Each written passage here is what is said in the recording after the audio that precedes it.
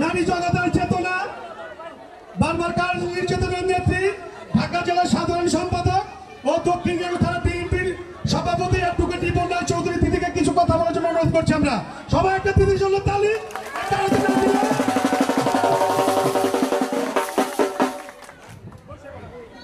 আজকে মহানবমী পূজায় আমি নগরের সকল মা বোন আমার গুরুজন সবাইকে শারদীয় দুর্গা পূজার শুভেচ্ছা জানাচ্ছি।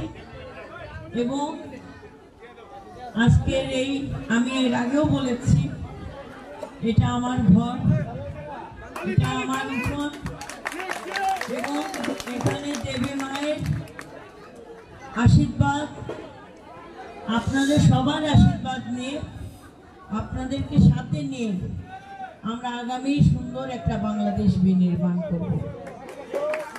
আপনারা সবাই আমাদের প্রতি আস্থা রাখবেন, ভালোবাসা বিশ্বাস রাখবেন, যেটা রেখেছেন সেটা ধরে রাখবেন। আমরাও আমাদের কর্মের মাধ্যমে আপনাদের এই আস্থা বিশ্বাস সম্মানের প্রতিদান দেব সঠিক কর্মটা করে।